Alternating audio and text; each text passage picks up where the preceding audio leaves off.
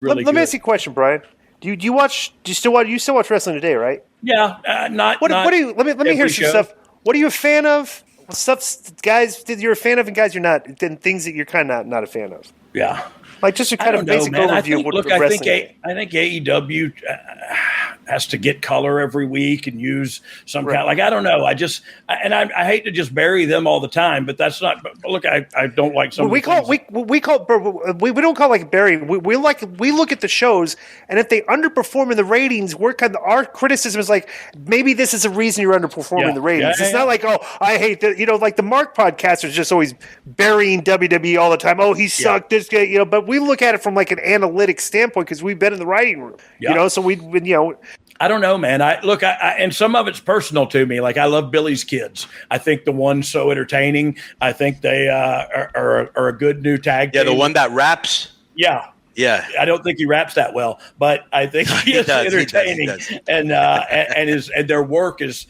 I think they get it, and I think in time they will. Excuse me, I'm gonna throw up in my mouth. In time they will improve and kind of, but I think they're leaps and bounds ahead of a lot of tag teams their age. Yeah. They definitely look, and I love Roman Reigns and the Bloodline thing. I think that's the best. Cool that's the best thing on TV, bro. Yeah, I think it's cool. If it was me, I would have probably already brought up Solo Sikoa to join.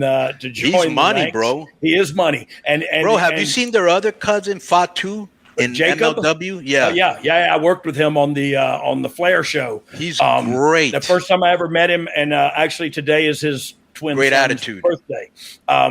He did have a great attitude. He was very professional, and it made me wonder why he's not signed somewhere. And you know what's funny, Road Dogg? And you about that? And you know what's funny? You never see bad Samoan workers, right? Never. Right. So it is like genetics. Yeah, like it is. It's weird. It's not even fair, really, because you could just totally cast a whole roster with Samoans and not need anybody else.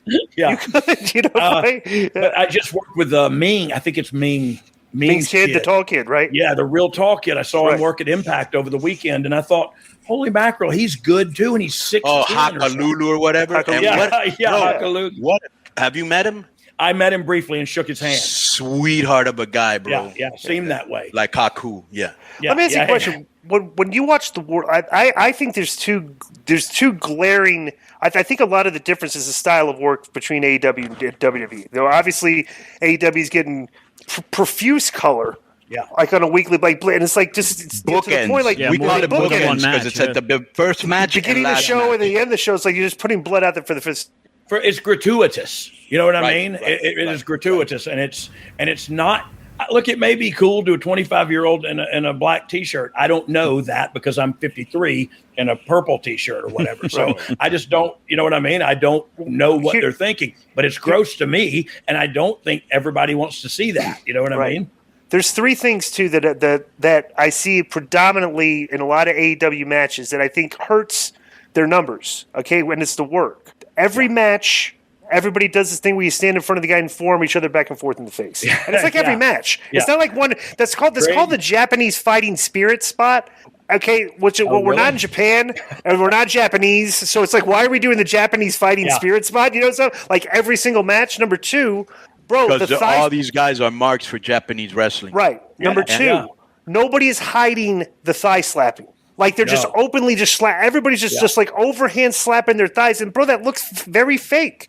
And it's like, bro, there's a lot of it during the show. Yeah. You know, and number three, it's like a lot of these guys are indie guys on that show, and like, bro, they're not hiding the dives. Everybody's standing there. The camera shot's catching the shot of the guy standing there waiting for the guy to run and dive on. One more Road Dogg, and they do illogical dives. Like they'll have one girl, she weighs like 130 pounds, like dive on 8 guys that are over 200, and they fall like bowling pins.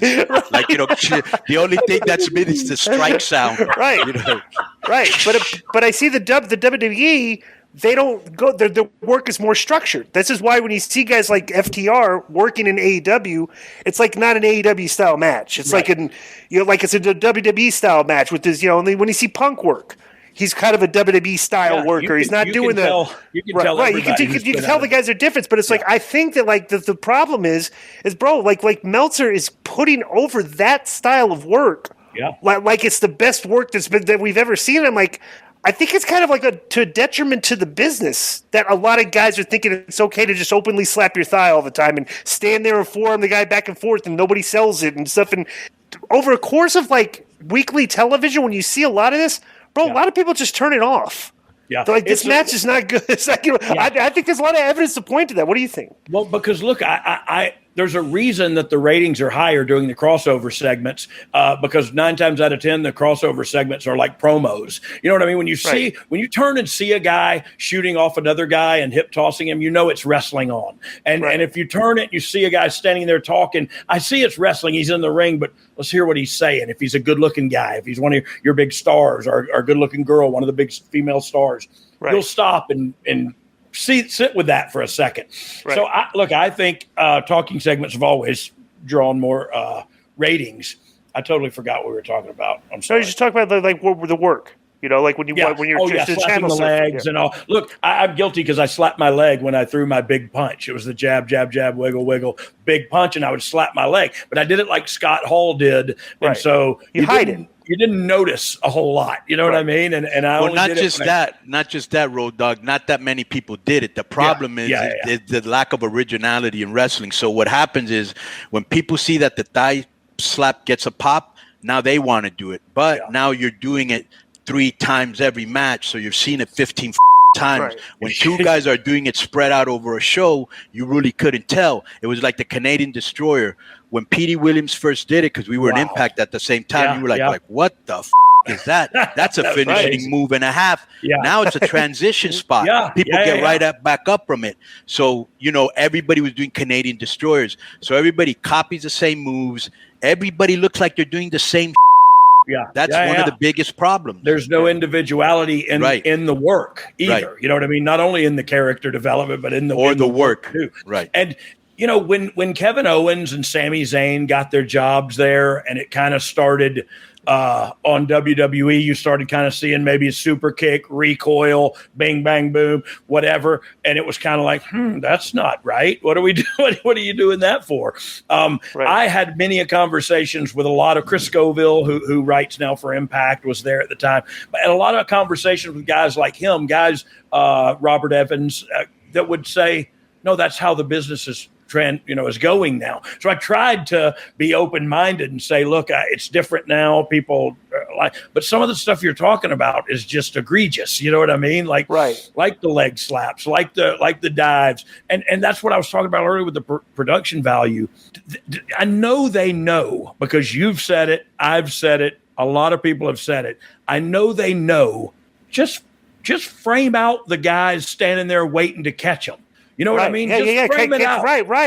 Bro, you guys do that WWE does that so well. Good where a guy will come flying into the shot off camera, and it's because you're producing for the television viewer. Into frame, and it's just the guy shoots into frame for a hard save. It's more compelling for the viewer. Right. You know what I mean? And so we construct it that way and go through some elements to make sure we got it down. And nobody else is doing that. And it's just like, and not just that, the facials before it and after it. Oh yeah, man. And look, and that's exactly because you'll hear every producer from that roster, faces after a kick out, after something big. That's how we visually tell the story. We can get in a room and write a bunch of words if you want us to. We can visually tell that story better, to me, the viewer anyway, if they tell it through physical violence. You know what I mean? Right. Plus, too, this is the thing that I see if you notice this too, is like, everybody says when the guys came from the Ring of Honor structure, stuff into the WWE. Well, basically, when the guys coming from the Indies and made it to the main stage, right? And they brought a lot of the indie bad habits with them, right? And it's like, everybody talks like I think this is what happened over the course of years. Okay, is that when these guys started doing like these, the super kickers or transition where the guy no sells it, or just they're no selling so much stuff. Yeah. And so many kickouts of big moves that like it all just comes into under one premise of a basic psychology, and the psychology is nothing really hurts. Yeah. So we could do a million of these, but what that did was, and I think it eroded the suspension of disbelief that a wrestling fan wants to go to the show and experience. You don't want to be shown this is not real. You want to kind of kept as real as looking as possible, and I think when they keep doing all these, no selling, just kicking out of everything and stuff, it just creates this thing. It's like, And look, Dude, and none of it. And I only stay down for 3 when we know the match is over, no matter what it was. It could be a small package after we did 50 things. Right, exactly. Look, here's my issue is, okay, so fans are preconditioned and that's what they want to see. Okay, well, that's what they want to see. I go back to a time when, and I don't know, it wasn't so bad back then, but I remember Taker when we inducted my dad into the Hall of Fame in Atlanta in 2011, and Taker and Hunter worked, and man, it was in that Hell in a Cell, and they told the story about he had the sledgehammer and he got him in Hell's Gate and he was crawling with his fingers to get you know what I mean? And it's all watching it on a television show. It was one of the most dramatic matches I've ever seen. And it was just, they didn't do any of that stupid crap. You know what I mean? So if you went back to how we used to construct matches and we used to think about the way we executed them, it would get over like Rover. It's not speed up, slow down and tell me the story better. And I would imagine it would be really popular right now.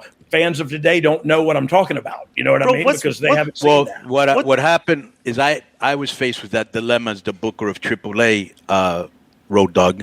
So me being an old school guy, in a modern world, you just have to adapt. And so what I do is I'll give him what I call the video game match. Oh yeah. Like the match you saw at StarCast, because I heard you were backstage. Do you like Gabe Sapolsky? I don't really know him that well. He uses that exact same terminology, the video game match, and then we changed it to NXT style, and it was like, hey, we're going to give them one that's fast paced, and then we're going to tell our stories with the other. Right, because at the end of the day, there's people that like that. Yeah, I like it. Yeah. I do like it. So you give them that match. Then I like to give them a match where you got to sell. There's a little storyline. Yeah. You connect with the audience. So I give everybody something. You know what I'm saying? And that's exactly what I do. Because, bro, at the end of the day, it's just evolution. We're the same age, basically. You grew up in an era where you could up a quarterback. You could straight up up a quarterback. Yes. And I used to watch. I wanted our defense to destroy the other quarterback. Bro, you can't even look a quarterback's way today. The video game commercials were like cartoons of guys destroying people. Yeah. You're like trying to injure, mutilate your opponent. Right. Yeah, right. Exactly. So right. Even like in basketball, everything revolved around the center. Now the center's shooting 3-pointers. Yeah. Yeah. But everything evolves. And so you just got to evolve with it because I've said this before and it's appropriate. The young architects of wrestling, music, technology, the influencers are all young cats. They're setting the rules like we set the rules back in the 90s. Amen. You guys were doing your with DX, whatever. They were doing the NWO. We were setting the rules, and changing the landscape of the industry. Yeah. And like what you were, and if you remember from the video last night, everybody's going, "Oh, you've gone too far. You can't do this." And you guys were loving it. Yeah. Because the edgier you were, it's like, bro, do you remember when I was doing LAX? Yeah. You remember how edgy I was getting? Yeah, hell yeah. And they were like, well, you can't say this. And, the cops came and all that, Yeah, because it was over. Right. When you hear that something's that edgy, you're like, well, I'm going to take it as far as I can. Well, it's catching on. It's got everybody's attention. Let me ask you a question. Who me and Conan used to hate this because we so much on the show, and they don't really do it that much anymore. Was Vince the one that would always pop for the distraction finish? Like guys would be going there for 10-minute matches, and somebody would come on the stage, you're distracted, Schoolboy 1, 2, 3, and that was prominent for a while on the show. So what was the story behind that? Look, I think it goes deeper than that into the 50-50 booking, and it was trying to justify. I think we came up with a bunch of little things like that to try to justify beating someone, and and that seems to be a big issue. Not so much now, but it was to just get a finish on somebody. Like, are you a fan of 50-50 booking? Because no, I'm not. Not at all. No, I think you gotta book somebody strong. And look, I know that sucks if you ain't the guy getting booked strong, but you got to have somebody. And that's how I feel about AEW stars. Is like I know Punk and Moxley, but I don't see them every week. And I don't know. And this is what I tell the people on my roster. Yeah, right now we're going with this guy. But tomorrow it may be you, and he's doing the job. So, bro, we can't push everybody at the same time. No, you cannot. And because somebody has to lose. Right. And right. that was me a lot. Sometimes you got to lose big, bro, but you kept but this is what was special about you, because you were like Scott Hall. You kept your heat even when you lost. That's a special ability. Well, that's what I thought. Go ahead. I think you can get over and be over and still lose, and that's why I caught a ton of flack for saying wins and losses don't matter. But my point is, look, I'm a Kevin Owens fan, and I use him as an example. I like Kevin Owens. We love Kevin Owens. Yeah, he's gotten the crap beat out of it. Look, I like him as a person too, which makes me even more like him more. I think he's a great wrestler, great sports entertainer, whatever you want to call him. I think he's really good at it. He could get beat a million times from Sunday, and next time he comes out, I'm still going to be interested in seeing what he's going to do because I'm a Kevin Owens fan. You know Same what I mean? As just like his boy, Sami Zayn. Exactly. I think Sami Zayn is great television. He's great promo. He's great character. Like I want to dive into Sami Zayn. You know. Plus, we were talking about the same thing with Seth Rollins. Yeah. Everybody's going, well, we keep beating Seth Rollins. I go, yeah, but you're giving the guy his heat back. That's all a heel wants. We don't care to win.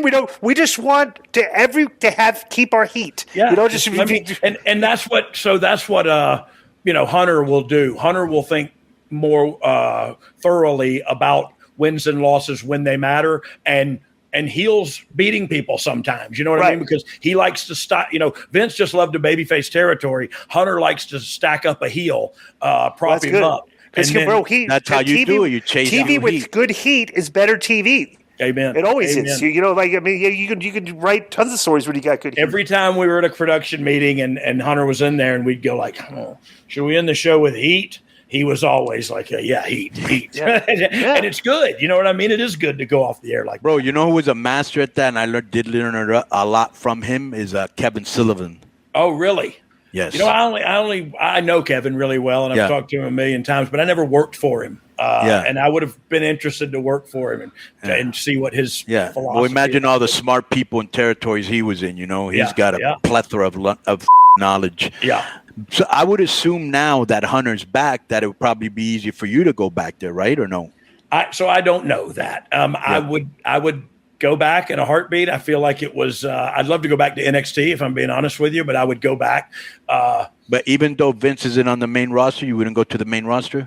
I don't know. There's something about, look, when I got out of when I was trying to re-enlist in the Marine Corps, I wanted to be a drill instructor because I wanted to make Marines. So what was really cool about that opportunity at NXT was it was an opportunity to kind of make superstars or exemplify the characteristics of these cultivate them. Yeah, to cultivate these talents and see them. Man, to talk to Tony D'Angelo. I won't use Santos Escobar because he did have a ton of experience when he got there. But Tony D'Angelo is a young kid who'd never been nowhere and just worked. I worked with him at a fair for Dave Hero in Wisconsin somewhere where we got paid in cheese curds. But then he got there and we talked to him and he did a great hey, yo, who you talking to? You know what I mean? So we were like, okay, well, that's cool. But yeah, we cultivated that, and then we talked about what he's going to wear and how's he going to, you know what I mean? And it was just all such a cool piece to be able to be a part of that.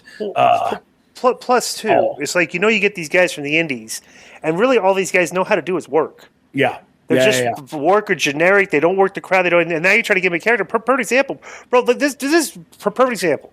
And it's like, people always talk about guys. Oh, well, this guy's working and stuff. Everything. Then they'll get an interview backstage. They got a minute and a half, and it stinks. Yeah, it's like they didn't grab. You didn't grab the brass ring there. It's like you know what I'm saying. But it's funny because I could when you talk about you love going back there. Perfect example. When you first went on TV and you're the roadie, right? Yeah. Did you just sit there in the apron and just do nothing? It's like no, you were busy. No, you're doing roadie. Yeah. It's like you're I wanted to be a cutaway machine. You know what I mean? I wanted them to have to shoot me during the match. Exactly. And that's what I try to tell people. It's like, when I train at the school here and stuff, I'm saying it's not when you go on a show, it's like everybody that goes on shows, they want to have the best match. Yeah. And I'm like, guys, don't think that way because it's probably you're not that good of a worker. If you think you are, you're probably not. Yeah. Go there to try to get the best pop. Do something to get a pop, to get a react, to get everything. A perfect example, bro, when you gave DX, they gave you the mic before the match. What'd you do? Oh, you created a catchphrase that the whole and it's not. And what is it? 30 seconds of mic work you get there? Yeah, and you just killed it. Like, bro, it's like people got to understand. Yeah, they don't, and they have no concept of it. Look, every time you got an opportunity to be on TV, you wanted to do something that they were talking about tomorrow, and it's not Road Dogg got beat. It was, can you believe what Road Dogg said in his promo or whatever? Right. You know what I mean? It's incredible. We all think the same because we come from the same era. We come from the same, we're cut from the same cloth, man. And I don't know when that stopped, but at some point it became all about the work rate. And there ain't a dime in wrestling work rate. I can tell you that right now. Not if you're entertaining. Here's what I tell people, and this is true, and I would tell anybody this: a 5-star match has never drawn a dime. Yeah, the dimes were drawn before the match started. Yeah, the 5 stars is the review of the match that we've already gotten paid for. It's like we did, so the angle drew the dimes. Yeah, but everybody keep emphasizing work and work. I'm like, dude, you can't sell people on. Okay, this is going to be a great match. Yeah, it's like a lot. If